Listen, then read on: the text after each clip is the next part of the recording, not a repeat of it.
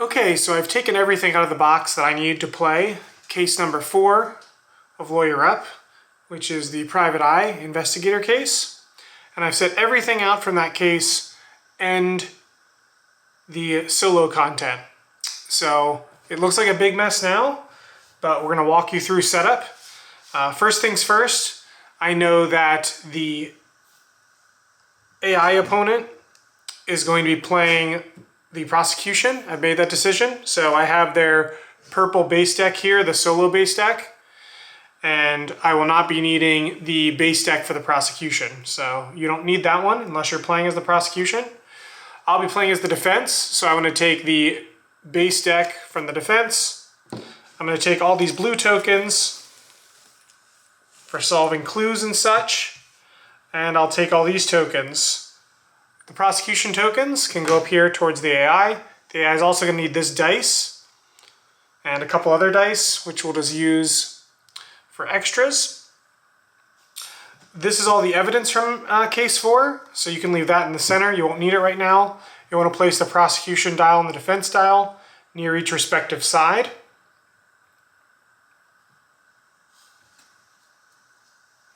Then I'll move this stuff around here. I'll move this down here. The next thing you're going to do is set up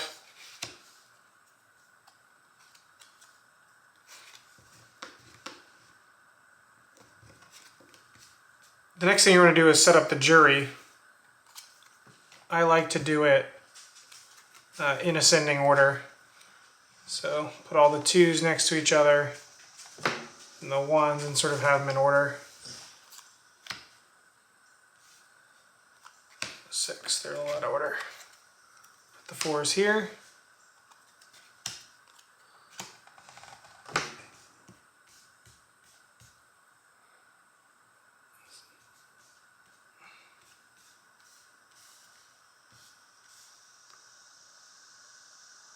Just making sure I'm keeping these on camera.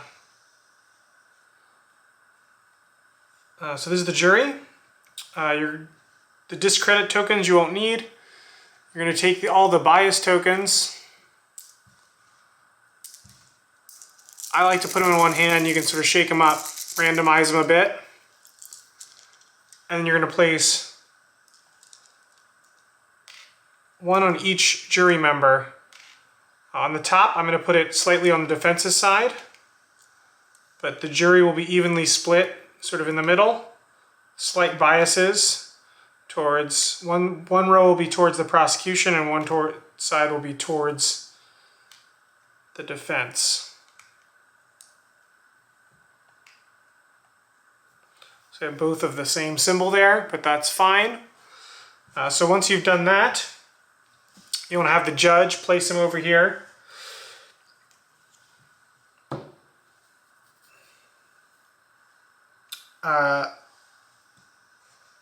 So the next thing we're going to want to do is we're going to want to pick strategies for each side. These are the special procedure cards for this case, case number 4. Since I'm playing solo, I won't be using these, so I'll put these back in the box.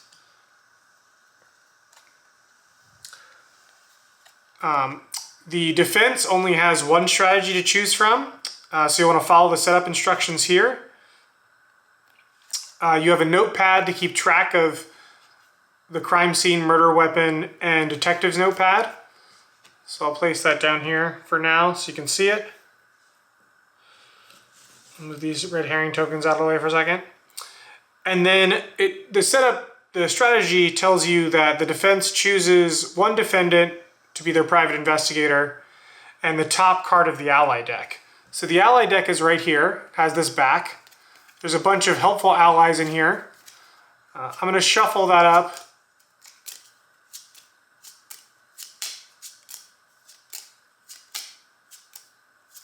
And I'm actually going to put it, it doesn't really need to be on screen, so I'm going to put it off screen. So I'm going to draw the top ally of the deck. So I'm going to get Phyllis. And then in the witness deck, there are a bunch of defendants. Here's the flavor card. You don't need that to play with, but it gives you some background of what the case. The defendants All the private investigators are listed as defendants. They're all normal witness cards, and you can choose one to represent yourself. I'll be Howie. So these are the cards I need as the defense. I'm a private investigator. I've got one ally on my side, and I've got a notepad to keep track of all my clues and stuff, and I'll need all these clue tokens. The other defendants will not be used in the game, and they can be set off to the side. Then the prosecution will need to choose a strategy, and in a solo game, I'm just going to randomize it. Rising stars burn bright. The rest of the strategies can be returned to the box.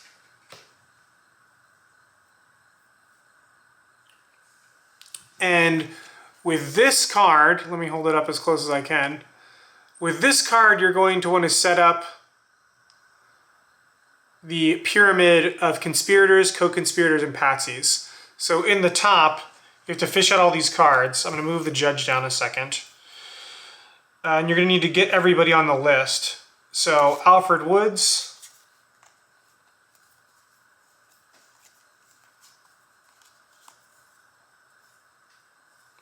and Dudley Cromwell are the co-conspirators. Here's him. And Dorothy of Lupino is the ringleader. So you're going to set her at the top of the pyramid. You're going to take the two co-conspirators. They go underneath. We're going to move this one more time since I'm trying to keep everything on camera. And the patsies are Timothy Dean, Becca, and Juan Gonzalez. So there's Becca, Timothy Dean, and Juan Gonzalez, and they make up the bottom of the pyramid. And if it's helpful, everything for this case and a diagram of this setup is on page 8 of the rulebook. So you can see everything laid out here. We've sort of done this side with the witnesses. We're working on everything else. And I'm trying to walk you through it and then also giving you some context of how to play the game solo. Because there's a few other setup things you need to do when playing solo.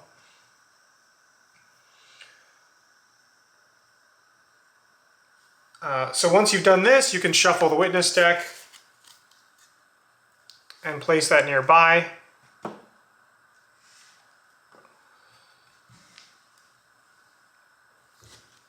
The diagram has these things near each other, so we'll do that. And I'm going to shift this stuff over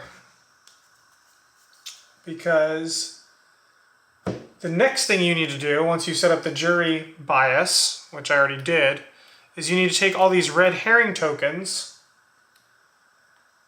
and place them on the prosecution side, the leftmost prosecution side of each juror. So they're going to go here. And that's important because if the prosecution ever sways bias all the way over there, they will get one of these red herring tokens, which they can put on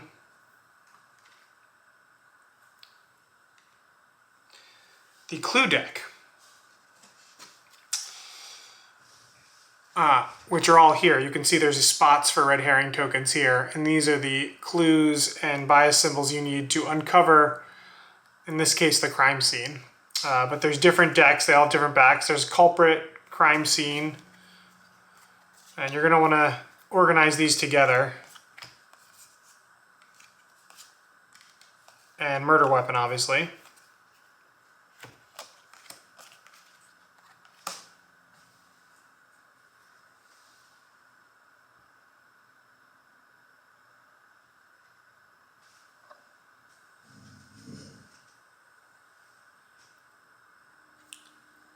One of the things I forgot to do when I was setting up the witnesses is the prosecution starts with 2 claimed witnesses. In this case, they start with Ken Hida and Deborah Diamond. And the reason that's important is they have a conspire effect where they can spend witnesses. And they may need them to trigger those effects.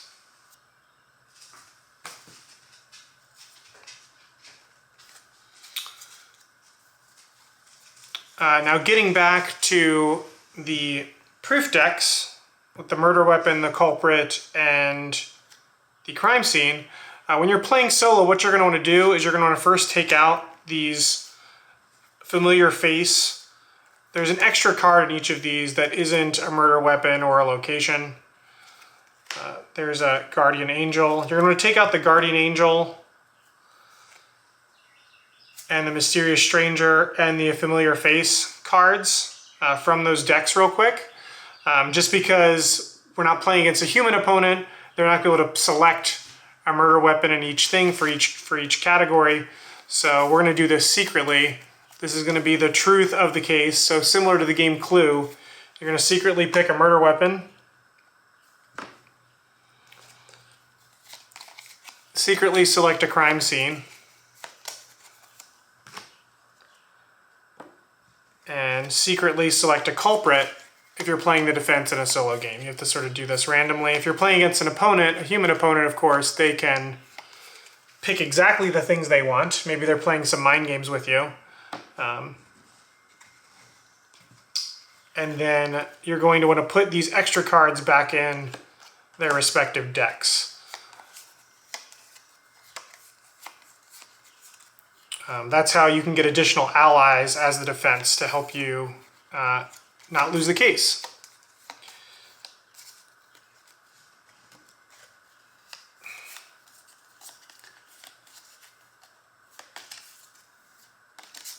Okay, so I'm going to shift things up a little bit. We're going to lose Dorothy off camera.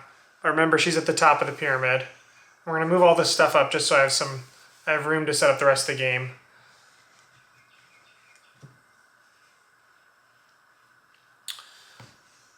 Here are the clue decks, and then we'll take the judge, and he'll start on the prosecution side, set up like that. We don't need this solve the case thing. It tells you how to win. I'm going to set that off camera as well. But now we are pretty much, here, I'll move this stuff down. You can see that the shape's sort of taking place. These are just credit tokens you sometimes use with certain card effects. Put those off. We are playing the conspiracy, the rising stars burning bright, so we've set things up accordingly to that. But you can see that we've almost finished setup here. The only things we have left to do, we finished up setting up case 2 effectively. Or, I'm sorry, it's case number 4. So we've effectively finished setting up case number 4. And the last thing we need to do, since we're playing solo, is we need to set up the solo AI player. So I'm going to shift this down so I can just hold things up to camera so everyone can see it. So solo content is made up of a few different pieces. The first thing is there is a solo base deck, which is similar to the prosecution and defense base deck, except it's geared more towards solo opponents and has solo effects. So this deck of 26 cards, you're going to want to shuffle up, and this is what you're going to be combining with the evidence that the AI player drafts. So we don't really need that right now. The first thing we need to do is, or what I think makes the most sense, is we're playing case number 4. So you're going to want to look through all of these victory and questioning step cards, and each of them designates which case they're for in the upper right. So there are 2 cards. Some of them are neutral for different cases. Some cases there's not as much asymmetry. So you can use, there's 1 card, no matter which side the AI plays with their prosecution or defense, they can use the same effects. But for a lot of the cases, for many of the cases, there's a lot of asymmetry, and there is both a prosecution and a defense card depending on which role the AI solo opponent is playing as. So there's 2 cards here, defense and prosecution. We have decided that the AI player is going to play as the prosecution. So we will take that card and we will place that here. That's part of the AI's identity. The rest of these cards are used with their respective cases. So these are all solo cards for each case from both Season 1 and Season 2. So you can play any case solo. The next thing you need to do to make an AI opponent is you'll need to pick a personality. These are all double-sided, so we'll just randomly pick one for the case of this. Playing the Honor Bound. You can set the other personalities out, and an opponent just needs one of each of these card types. They don't need all of them. You know, they don't need the deck or anything. And last but not least, you have a Discovery and Past Conditions card that's double-sided, marked in the purple sort of color for the eye opponent, and you'll need to randomly pick one of these as well. Once you pick one of each of these cards and you've set everything up for the game, you are ready to play and enjoy and play a game solo of Lawyer Up. So hopefully this video was helpful in not only setting up case number 4, but also how to set up an AI opponent. And then what we'll do is we'll take a quick pause here and we'll have another video playing through and going over some of the private investigator case particulars. So join us for that if you're interested, but hopefully this video is helpful getting the game set up for your table. Thanks for watching.